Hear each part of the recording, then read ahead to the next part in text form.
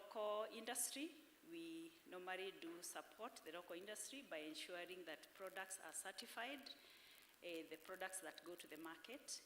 They are certified as per the standards that we have developed as a country.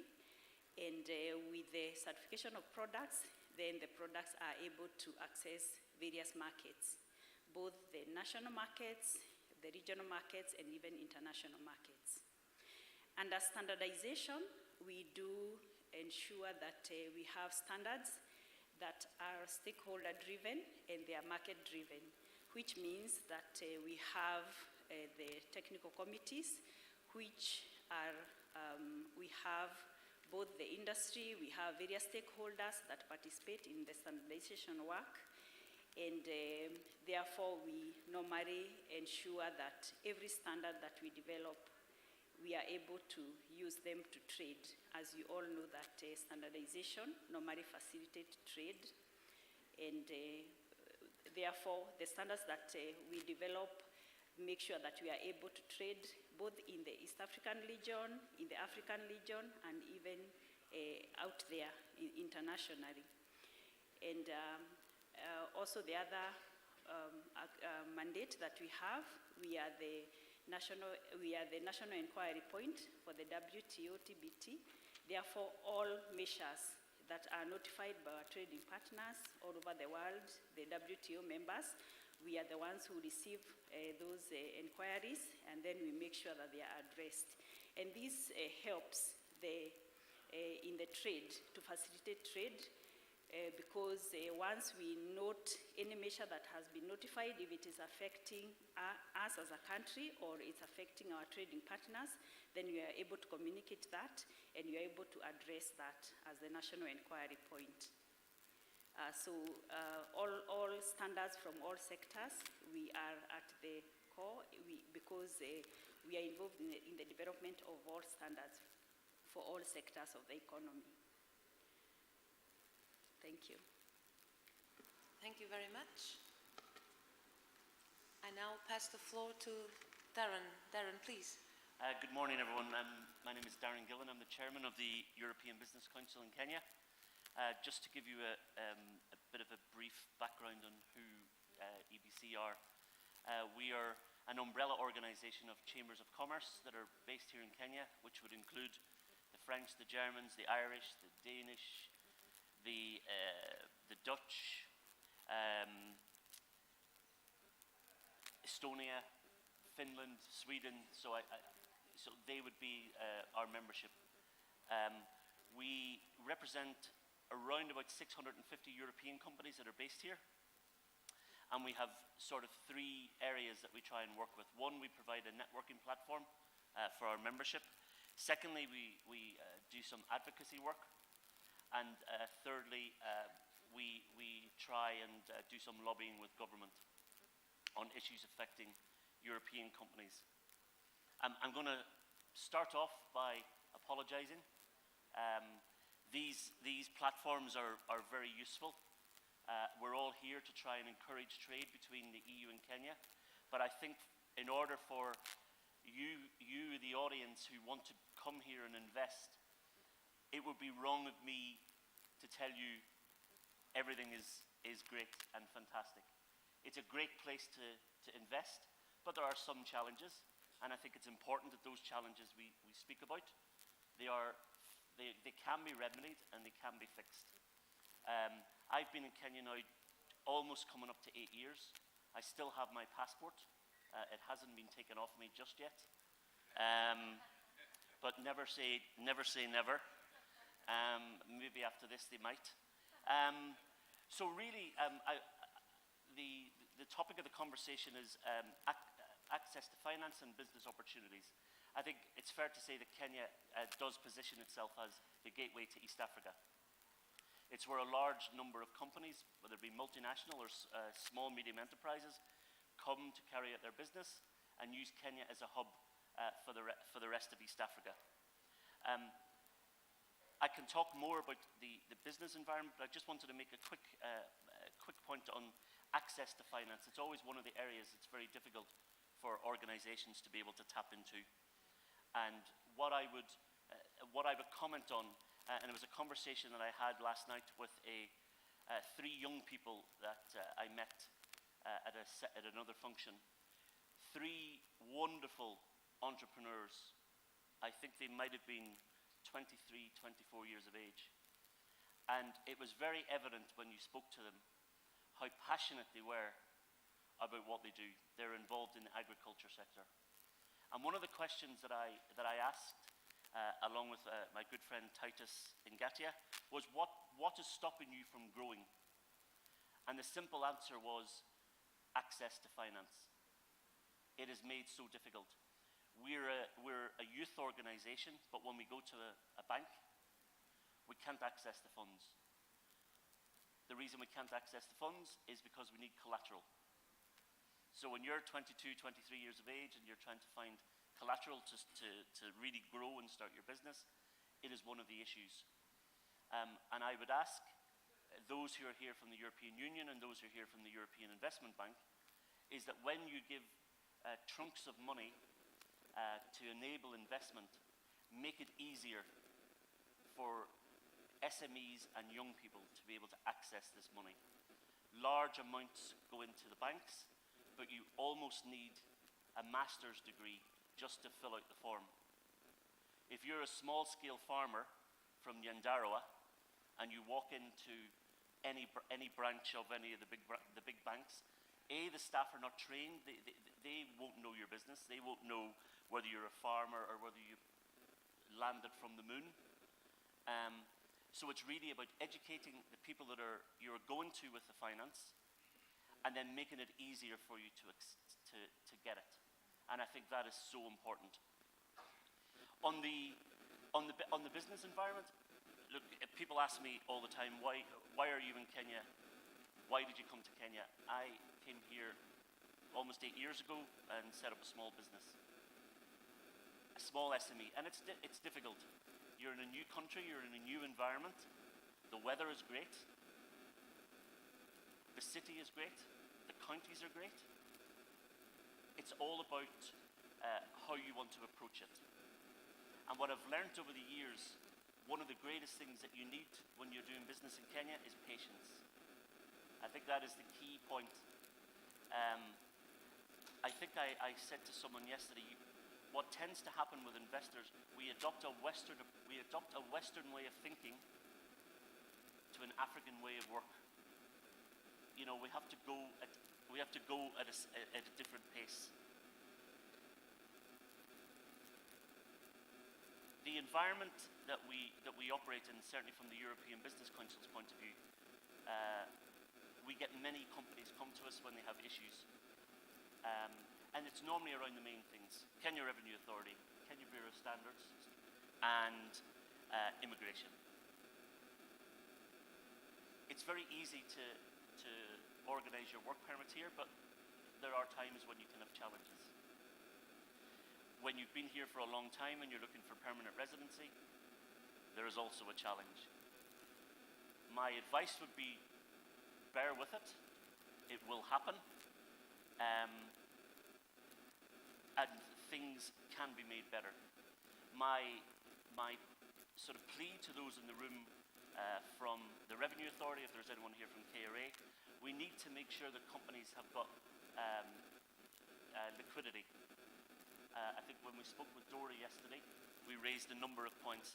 VAT refunds. How many of you in this room have had a VAT refund in the last 10 years? We need government, and it's a treasury issue, and I'm sad that PS Kipto is actually not on the panel, because it would have been a question and I would have asked him. We all pay VAT.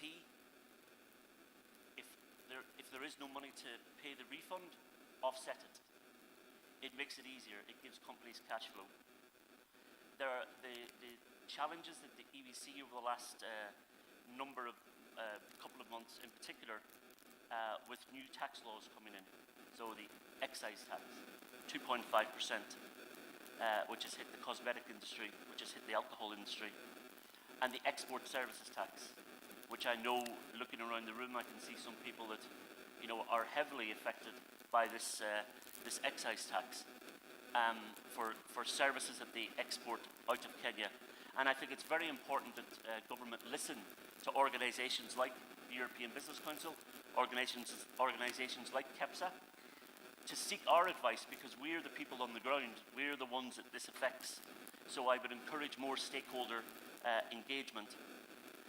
Just to wrap it up, with Esther being on the panel, again, standardisation. I've had many conversations with KEBS. I think they're a great organisation.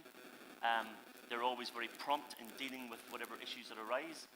But I think there's certain capacity building that could be done. To give you an example, and we can discuss this afterwards, when you have a European company who want to come here and set up and do business, and they've got European certification, they then go to the Kenya Bureau of Standards and they're told, you don't meet the Kenyan standard, even though they've got European standards and international standards. So my plea would be that if a company, a European company, comes to KEBS with international European standardization, I would hope that would also tick the relevant Kenyan box. I think that's it, Dora. I think I've exhausted myself now. And that's quite a lot on the table already, Darren. Many thanks for this, let's say, perspective from the ground and the side of European business. And now maybe for a Kenyan perspective, Job, please take the floor. Thank you so much. My name is Job Wajohi, Head of Policy Research and Advocacy from Kenya Association of Manufacturers. Kenya Association of Manufacturers is a robust advocacy group representing manufacturing companies in the country, not only those that are originating, but those who are headquartered here in Kenya. Basically, any company that is doing value addition, we are glad to host them so that we advocate for them, we can research on their behalf, come up with fact-based solutions that we present to the government. So we intervene in various areas. Starting off, we look at trade policies, and the theme of this forum is based on what we do as far as like now the EU-Kenya partnership is concerned, and looking at how we can improve as far as the trade flows between the two blocks are concerned. I'm glad to note that if you look at the growth of the trade the last 20 years, it has been growing tremendously. It's only that it is, Kenya has been a net importer in this, and it is this discussion that we can see how this can be improved. So Kenya Association of Manufacturers look into that heavily, from interventions on African Continental Free Trade Area, Tripartite Free Trade Area, East African Community, and many others. Also, we are keen as far as the legal and regulatory environment in the country is concerned. Because if you don't address the legal gaps and the regulatory gaps, ensuring that the cost of doing business and the ease of doing business in the country is addressed, you find that you get challenged as far as the competitiveness is concerned. So we're also very keen as far as the legal and regulatory issues are concerned, ensuring that the companies that are registered with us, we are looking at the budget proposals. In terms of domestic taxes, it has been noted as one of the challenges that we have as a country. But you find, because of the robust dialogue we have with the ministry, department, and agencies that are looking into this, you find that every day we have solutions that are coming on our side. For instance, for domestic budget proposals that we present to the National Treasury, and there are others that we present to the EAC region, one that are touching on the custom union and the common external tariff, you find that we have a win rate of about 60 to 70%. That means if you come up with a taxation policy and it is analyzed, it is looked at, and it can be seen, yes, it is working for your business, it's working for the country, of course the government is going to adopt that. Also, we are looking into the sectors. As an umbrella body of 13 value-add sectors, that is agricultural sector, pharmaceutical sector, automotive sector, Metal and Allied, Food and Beverage, and many others, we have now put some great effort to ensure that now we are deep diving on each and every sector, looking at each and every opportunity that is in those sectors. For instance, when you're talking about the leather sector, looking at how can we take advantage of the raw hide and skin that is available in the country in abundance, because we are the large, we are the country number 3 in Africa that has the largest herd of animals in Africa. So how can we take advantage of that raw material to ensure that we are not only exporting at the intermediate level, but also we are making the finished product out of this? And what are the opportunities in turning? What are the opportunities in making the finished product? So instead of just remaining at the horizontals up here, the cross-cutting issues from one sector to the other, we are now intervening on sector by sector, looking at the challenges that they are facing, look at the opportunities, and I can tell you that in the next 8 years, because we have what we're calling the Vision 20 by 30, we're going to see enormous investments coming into this country. We're going to see the business environment improving because of various issues that we have identified, and we're looking at how we can address them with the government. So that's all about Kenya's Asian manufacturers. And again, we also do what is called the farm level interventions. So that also at that level we have what we can infuse the competitiveness. Talk about the water audits. Talk about the electricity consumption, and incentivizing this by even giving awards to those who are efficient as far as those areas are concerned. And we have seen great improvement as far as the competitiveness index of various companies are concerned, comparing 20 years and where we are today. Thank you very much for these insights. I now pass the floor to Gordon, representing the Department for Business Reforms and Transformation. Please. Thank you very much. My name is Gordon Mutsugi from the Ministry of Industry, Investments, Trade and Industry, specifically from one of our 3 state departments. That's the State Department for Investment Promotion.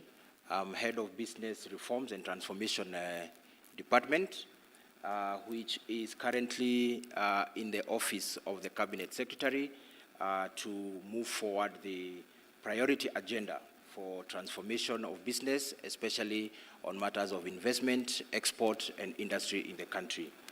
Of course, recognizing that entrepreneurship, businesses, investments exist across various administrations, we realize that the current administration, of course, has given its priority in terms of what we are calling the bottoms-up economic transformation agenda, which is the overarching policy in terms of moving the country forward.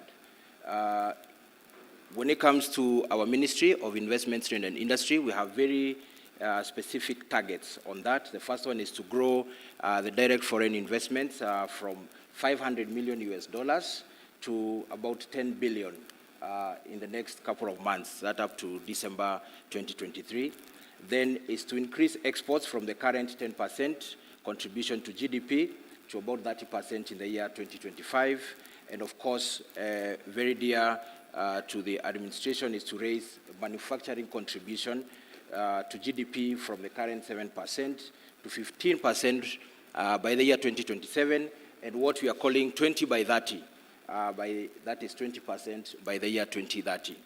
Now, to do this and to achieve this, we recognize that there are quite a number of bottlenecks that may exist, especially for investors and entrepreneurs and business people. And that is why we have the department that I'm heading, that is Business Reforms and Transformation, which is a one-stop shop for investors, for the business community, to cross-cut the issues and bottlenecks that might be, especially around issues of policy, issues of taxation, issues of ease of doing business. So the department looks at 3 specific issues. Number 1 is to escalate specific industry and sector concerns, largely around regulatory and policy issues. Those issues that would need cross-cutting issues across government. Number two is to anticipate challenges, especially issues to do with environmental, social, and regulatory changes that would affect business, and then to create appropriate fora for discussion and ways forward. And very important, of course, is to communicate policy changes, government priorities as a one-stop partner, and then to make sure that we distribute it across different government agencies for quick solutions. So that is what we do, and we're glad to be here to participate in the conversations. Thank you very much, Gordon. Very ambitious objectives and a very positive development indeed. I should have started by saying that PS Kipto unfortunately had a last-minute urgent appointment and cannot be with us today, but we have members of his team in the audience, so I'm sure they're taking good note of all the points made in the panel as well. Sure. And maybe to start off with a round of questions, and then I do hope we'll have time also to open for questions from the audience. And I will start with you, Esther, if you don't mind. We have just heard Gordon setting out the ambitious objectives from this government in terms of attracting foreign investment. And I would like to know from your perspective, from the CAP's perspective, in the context of this political priority given to attracting foreign direct investment, how do you see the work of the CAPs facilitating trade and investment and facilitating the carrying out of this priority? Thank you so much for that question. It's very, very relevant for this discussion of business environment. What I would say is that in the process of standards development, one of the things that we do is that we get actively involved in international standardization activities. That is, we are members of the International Organization for Standardization and also the International Electrotechnical Commission, IEC, and therefore we participate and are active in the international standardization, which means that when we are developing international standards, they are relevant for us, and the national position, the Kenyan position, is normally heard at that point. And this makes sure that once the standards are developed, we are able to adopt the international standards, and then we are able to trade with the other partners all over the world. Number two, we are also involved in the continental standardization activities, and therefore we are able to adopt the continental standards as well as the regional economic zones standards, that is the East African community. Now, with these international standards and the regional standards, then our traders, our industry and our traders, both the local industry and also the importers, are able to trade their products within the East African region, within the continental, African Continental Free Trade Area, and also internationally. Apart from that, we are involved in the development of framework, like the mutual recognition agreements in Africa, which will enable the trade in the African continental region. As we are aware that for you to trade your goods in Africa, then you need to have mutual recognition of what we do. And for the regional market, the East African market, we have mutual recognition, and this is as per the product certification. Once your products have the standardization mark, then it is able to trade within the East African region without any further testing. If you are an importer and you have the importation mark, the import standardization mark, then your goods, once they come to Kenya, then they can be able to trade in East African region. And once we finalize the mutual recognition agreements for Africa, then the goods will be able to trade in the AFCFTA. And this will assist both investors, and will assist our local industry to be able to trade their goods and And the other thing that we do is a destination inspection of products that are coming into the country, but we also have the pre-shipment inspection. I know sometimes it's a bit controversial, and I'm hoping I had a discussion before I came here to the panel, and I was informed that there are quite some challenges that importers are facing, maybe with our partners at the PVOC, but that pre-shipment inspection is meant to facilitate trade. It means that once your goods are inspected at the origin, then they don't have to be inspected once they come, because they'll come with a certificate of conformity, and therefore the process of clearance of your goods will be much easier. But we also have destination inspection where your goods can come and we inspect them within the country, and then they are able to trade. So those are some of the things we are doing as Kenya Bureau of Standards. Thank you. Thanks indeed, and the issue of recognition of standards is indeed one of the key trade facilitation measures. Darren, you have heard what Gordon has told us in terms of the ambitions of the government, and also that his department works like a one-stop shop.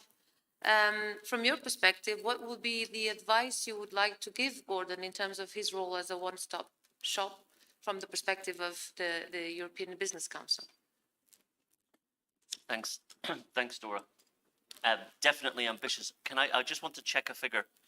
Did you say from 500 million USD to 10 billion USD? 500 million. Okay. 500 million to 10 billion. 10 billion USD. Okay. Very ambitious indeed, and we would hope that you would get there and achieve that. It's always the issue, I think, for investors when they come to Kenya, trying to find. To give you an example, if you go to Rwanda, within a day, you can basically set up your entire business. Yeah. You walk in, you register your company, you get a bank account the same day, you get your license on the same day. If you have any issues or challenges, pretty much deal with it. The issue around one-stop services, KenInvest have got that system in place, and it is very, very useful for investors, because I think quite a lot of the time we tend to go from pillar to post. So you go online, you register your company, you get your license, or you get your first license, and then you go and find your other 14 licenses. And it's something that we have said for a long time as the European Business Council, and we had this conversation. My colleague, Maren from EBC, we met with a delegation at the Governor's office the other day. And when we spoke to His Excellency, the Governor, we said, if you want to attract investment to Kenya, but particularly to Nairobi, make it easy for us to invest in. And his team were very good. They have come up with a single permit, which they will be rolling out shortly, which we really welcome, because it does one of two things. It's less expensive when you have to have so many licenses, and secondly, from the point of view of ensuring that they're all above board and you're not getting harassed by county government. It's always easier to just have that one business permit, and it's the same for we have worked with the Business Reform Unit. I think it's a great organisation, and I truly mean that. Mr. Kadende has been very, very helpful in terms of sorting out some issues that we've got. We met him recently with PS Hassan. And the one thing that's very evident from the current administration is they do seem to want to listen, and they do seem to want to genuinely help investors, which is also to be very, very welcome. But I think from an investor's point of view, by having everything under one roof, by not having to go to KEBS, not having to go to KRA, not having to go to the other statutory bodies, because you get information from one department, then you go to another and you get another set of information. So it's about everyone speaking the same language of business, and to be able to create that opportunity for investors. Because at the end of the day, we're all here because we want to be here. There's none of us in the room are forced to be here. And we really want to contribute to the economy. We really want to grow our businesses. And I think the more the government can do to make that a more smoother process can only be welcome. Thank you very much. And I think, Job, the question for you is a natural one. You've heard let's say the reactions on the European side. From the side of the Kenyan Association of Manufacturers, what would you see as the recommendations or the advice that you could give to the government in terms of achieving the ambitious objectives that Gordon has set out?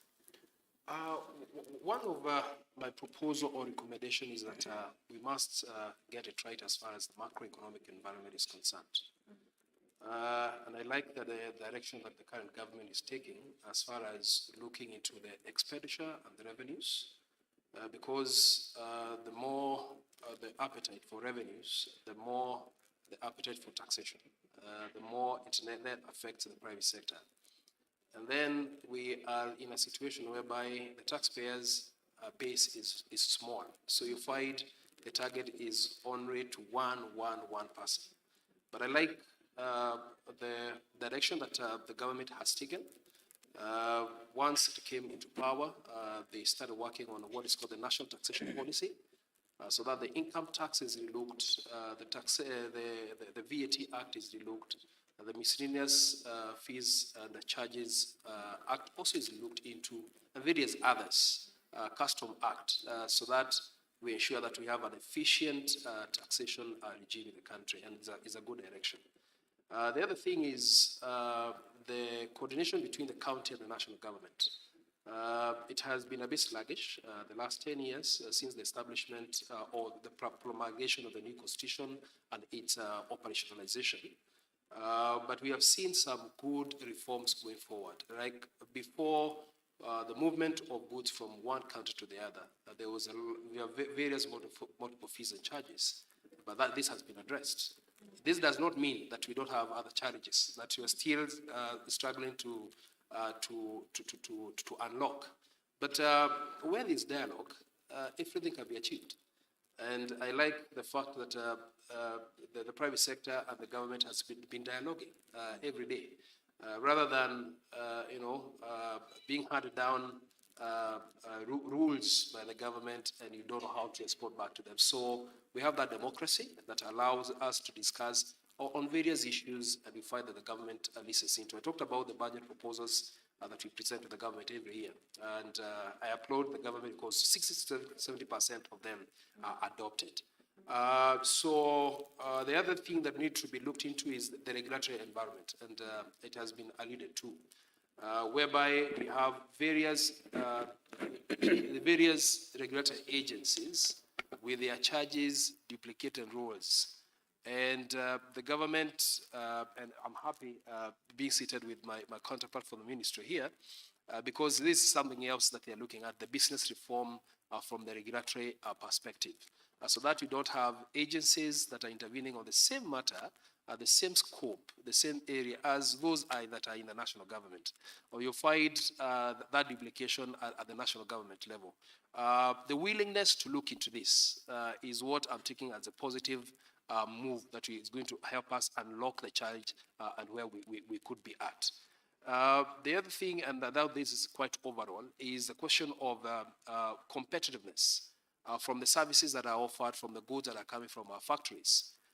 You find the global competitiveness in services and goods that are coming from the country. Also, the government is willing to have a discussion on this in terms of, now I'm talking from the manufacturing perspective, how do we transport our goods from the port of Mombasa to Nairobi? What is the in-factory cost? For instance, if we talk like now the cost of electricity. Kenya has highest cost of electricity in the region.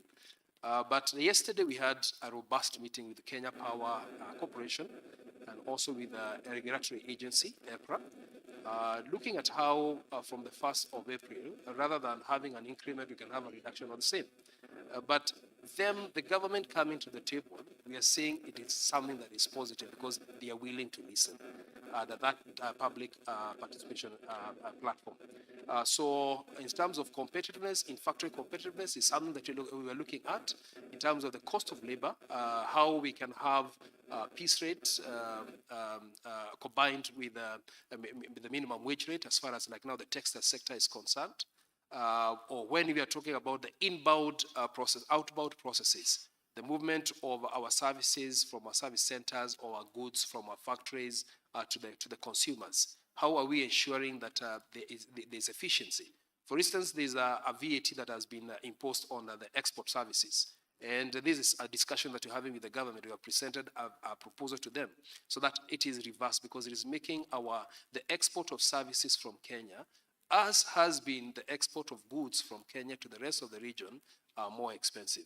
So what I'm trying to underscore is there is dialogue that is taking place. I'm not trying to hide or say that we don't have challenges. Challenges are there, but the best thing is that we are discussing about those challenges.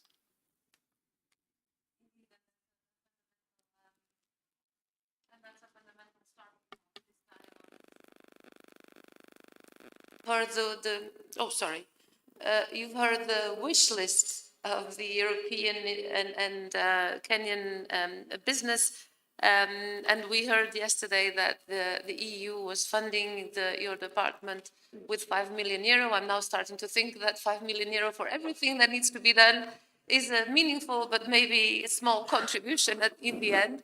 Can you tell us what would be, let's say, the 3 immediate priorities ahead from what that we have heard? Thank you. Thank you.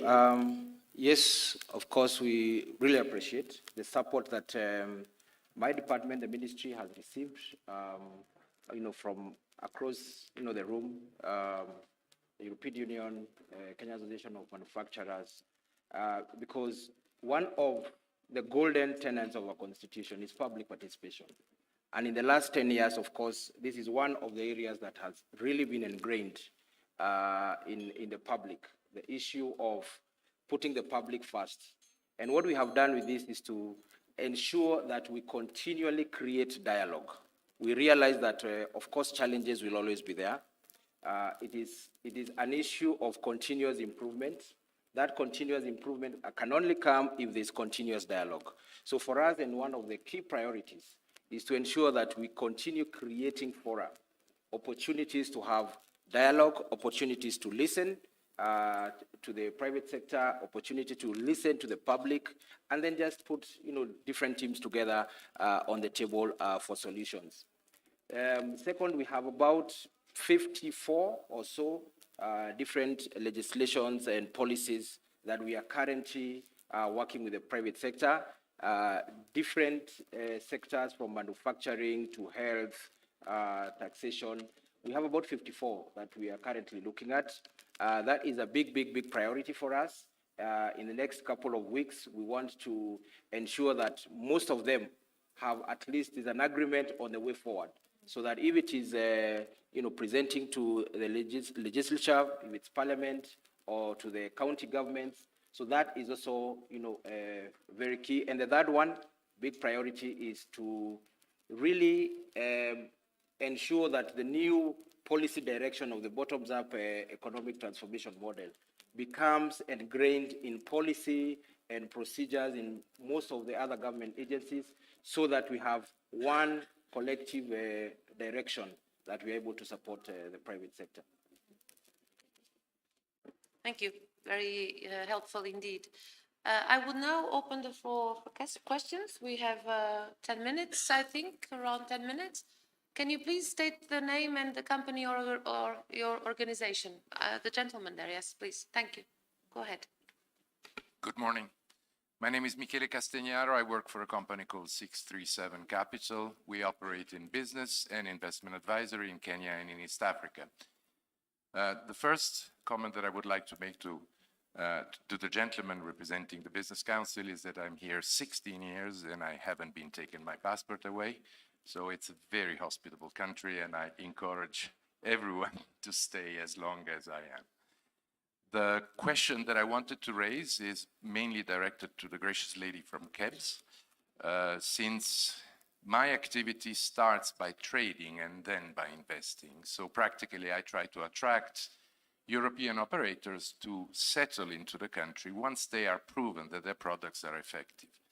It so happens that in this moment, we are, since the 1st of July, under a new pre-verification of conformity, compelling all European goods to be certified through this inspection that is conducted at the premises of the manufacturer.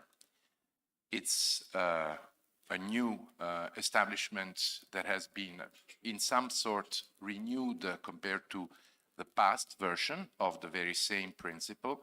The only perplexity that I have is why Europe has to inquire and pay 270,000 euros per inspection to one single company operating in the inspection business, which is SGS. This is stifling the business.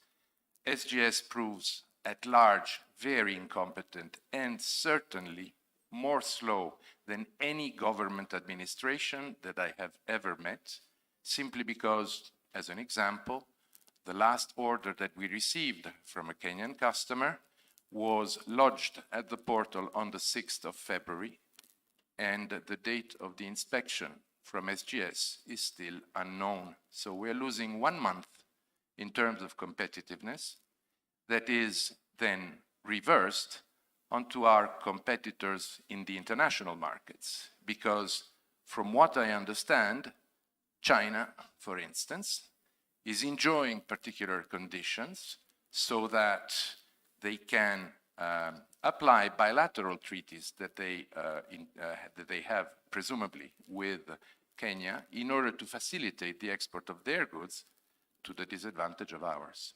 So this thing should be addressed, but most importantly, this monopolistic position of one inspection company for the whole of Europe, I find it a little bit scandalous. Thank you.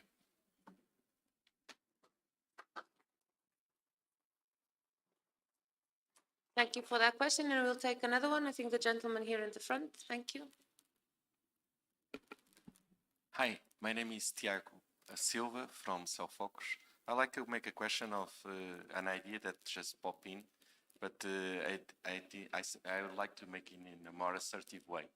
So when is Kenya government expecting to have a one-stop shop, a ring to rule them all, okay, that allows for a company to open in under 1 day and have statutory statements for agriculture, industry, consulting services, and you just go there, grab the template, and open the company.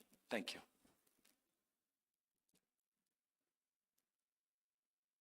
Well, maybe we have a question that and then we take the questions on the side. Yeah, Maren Diallo from the German Chamber and also from the EBC. One suggestion to the business success unit, but I forgot it. I think it would be a very good signal if new laws, new regulations are not implemented with 1 week notice. I take this excise thing, sometimes POV. So sometimes you hardly even read about it and then it's already in effect. And sometimes taking it back or changing it then takes a year. So that might be a very good signal to have companies in a position to plan. Thank you. Thank you very much. And we take the questions now. Do you like to start, Esther, maybe? Thank you. Thank you so much, and thank you for asking that question on the PVOC. I believe you have asked that question on behalf of quite a number of people who are here, and that's why you got the crab. It's something that I think has been affecting business, and especially from Europe, and not just from Europe. It could be from even other sources. We have, it's a decision that had been made, that was made to contract one company per region. And, it was meant to ensure efficiency, but it seems with the number of complaints that are coming, there may be a big issue. There may be challenges with the traders, and this is information that we'll get to the decision makers on the same. The most important thing, we have a service level agreement with these contractors, with our partners, the SGS and the rest. And some of the things that we have put in that service level agreement is that when such complaints are received, then they are taken seriously, and therefore that the contract then can be reviewed. And therefore what I would want to assure you is that this information will get to the decision makers and will be reviewed accordingly. Thank you. Thank you. And on the suggestions for a one-stop shop? Yes, I Gordon, think there yeah. are two questions directed to me. One on the when we can have the one-stop shop. See, what's happening because of the two tiers of government, we are putting effort at both levels of government. Number one, if you see what the efforts that are taking place within the counties, just to harmonize the licensing regime at the county level. And I can say that we have made quite some tremendous success in that. About 5 years to now, the comparison is probably we have moved about 60% to make it much easier, where the counties are creating a harmonized one-stop license, which caters for all the different components that are required for you to trade. Now, once we finish that, we're also looking at the national government. The national government, I think that's where we've been having a big problem because of the different institutions. We have KEBS, for example, Kenya Revenue Authority, very independent agencies. But we are also having a program, and I want to say and thank to the support from the EU that is kicking on March. One of the work streams that we have as a unit is the ease of doing business around harmonization of licensing regime. And a project under that, for example, is on Kenya Bureau of Standards, where we are looking at trying to harmonize that tax stamp. We have the tax stamp that is issued by Kenya Revenue Authority, by Kenya Bureau of Standards, and I think by Anti-Counterfeit Agency, where we are creating a work stream through the support to ensure that we have a single tax stamp that can be used by all the agencies that require to either look at standards issues or revenue issues, and we project to have cleared that either by end of calendar year or at least by close of financial year 2023-2024. So we are looking at the both levels of government. Once we harmonize at the county level and then at the national level, we can look at the next step, maybe looking forward on how we can make it easier between the national and the counties. But those work streams are now ongoing, and those are priority projects that we are running in the recently approved funded program through the EU. Now, on the second issue, that was on a last-minute announcement. Maybe what I can encourage is more participation, because anytime government is rolling out a policy or legislation, it is a requirement in the Constitution that we have public participation. Public participation is where we bring in the private sectors, we bring in the public, we ensure that people contribute and have an input to whatever policy or law that is coming in place. So I think we always give minimum of 2 weeks, and we've had pushbacks many times, even from Kenya Association of Manufacturers and KEPSA, on the period that is given for enacting or kicking off the legislations. So maybe this is an area where we need to have more dialogues and participation, so that any time we have a law that is coming in place, I agree we cannot have a one-size-fits-all. There are some changes that will probably require even 6 months based on what has been ordered, what is overseas, what is coming in. Then there are those which can quickly, be done in a week or 2 weeks. So I think it's more of as and when we have such changes, we have opportunities and fora where there can be dialogue and discussion and proper public participation, so that people, feel that they have ample time. So we will put that into consideration based on, the participation, the discussions that we have as we come up with those regulations. Thank you, Gordon. And that would be indeed very important to ensure the predictability that investors, of course, much appreciate. Yeah. I will go for a very short second round of questions because we have started a bit late, so I'm giving you that. But please, again, state your name and organization or company, and have time in mind when asking your question. Thank you. Thank you so much. My name is Daniel. I work for the Polish Investment and Trade Agents. We are supporting business between Kenya and Poland. I need to ask Esther, you mentioned that you are in the process of adopting and, of course, recognizing international standards. Once that process is done, do you still need for pre-export verification of conformity, or that stops?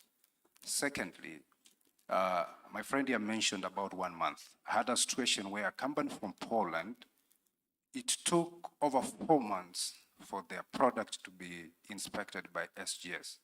And of course, the client from Kenya had already made 100% payment, and he was calling every single day until we had to get an intervention from the Kenya Bureau of Standards.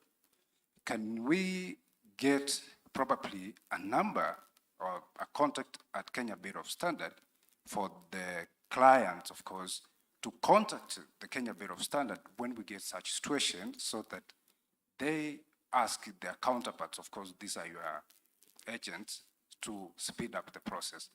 And finally, I don't understand, of course, KRA, they're not in the panel, but probably, Gordon, you can assist us. Why does it take so many weeks when an investor applies for a PIN for it to be approved or processed? It takes a long, long time. Sometimes it takes a month for KRA to just issue a PIN, whereas all the applications done online, all the requirements have been met, or the documents have been uploaded in the system. They only just need to approve that. Why does it take that long time? Thank you. Thank you. That was 3 questions in one, but I'm still going to give a chance for a last question from the floor. No? Okay, well, Esther, honors to you again. For that question, it still relates to the one which I had answered earlier on the PVOC. And your question also asked about the international standardization. Yes, it is not something we are starting. What we do is we are looking at ensuring that we have a higher percentage of adopted international standards, and this is geared towards ensuring that we facilitate trade, and especially international trade.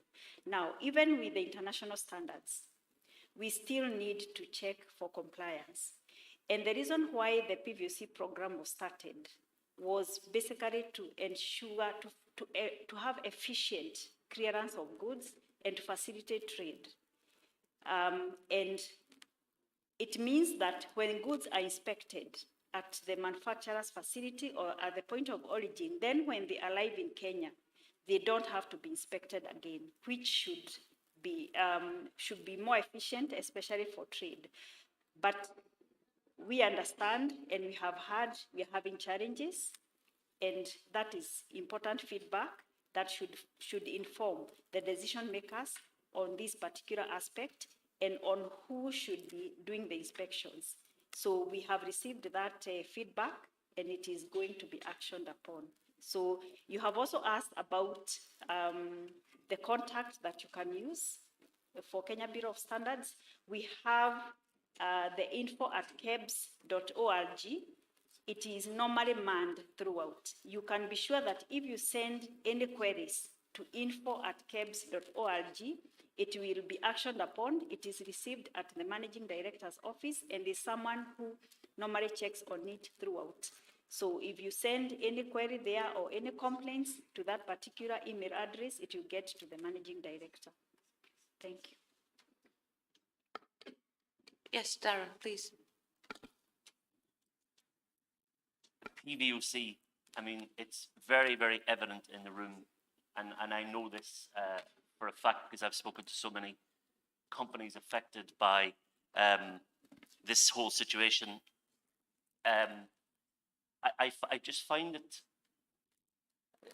the name of the company came up, SGS, and this has been going on for a very, very long time. This isn't just a new thing. I've had experience with this particular company, but the one thing that I try to understand when KEBS put this information, the tender information, you appoint your PVOC agents. In the last 7 years, the complaints against a particular PVOC agent have been to the extreme. And then to the detriment of one of my members with Business Ireland, one of the, I'll name them, Intertech. I don't understand why Intertech did not make the final cut. And what baffles me even more is there are 3 Chinese companies on there. So we have SGS, we have Bureau Veritas, and 3 Chinese companies. And if I'm not mistaken, the company, the organization responsible for inspections in China is Chinese.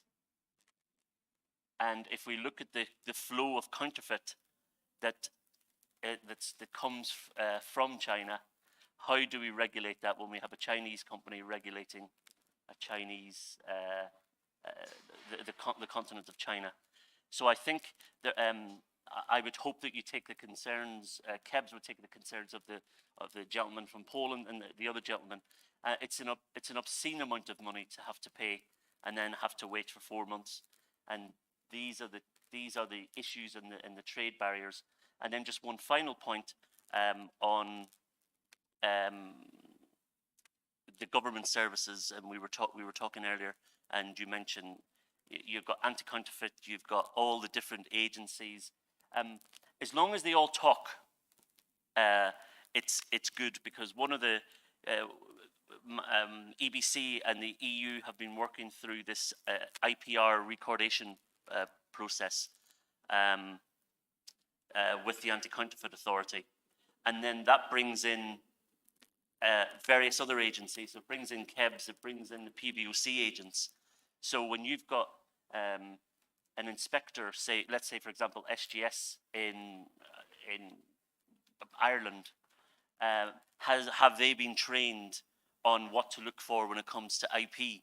You know, what they're actually checking. So I think it's about everyone talking to each other so that the importer is not inconvenienced. And it goes back to the saying, it's all about the ease of doing business. If we can make it easier to do business, then everyone in this room and potential investors will be very happy. Thanks, Darren. Gordon, Job, would you like to react? Yeah, I think first of all, there was a issue on why it takes so long to get a PIN from KRA. But I don't think it should take a month. Of course, government anticipates that a private sector should run business without having to, troubleshoot. I think that's one of the issues I'll pick up, but I think maybe that's also an issue on your side. I'll find out, because I think when it comes to the essence of digitization program in government was to ensure such activities are executed fast and easily. So we will have to check on that specific case. So I'll take the gentleman's contact and just get someone to, find out why that should take long. But on average, I know it shouldn't even take a week. when all the documents are in place, because it's digitized. It's online system, so it should automatically just approve once that is done. I think I want to agree that as long as government agencies are talking to each other, seeing what is happening with each other, it helps even for, to protect the public and also to protect the investors. And what we are trying to do is to ensure that that talking to each other is not so manual, is not, mechanical processes, but just easy flow where we can have, if it's a tax stamp, it's one where all the government agencies can read the kind of information they want from that, from the stamp. So I think these are the transformational activities that we are doing, and I'm sure in the next couple of months, the current administration and the priorities have just been there for about 4 months, most of them 3 months now. So the important thing is that we're on the right trajectory.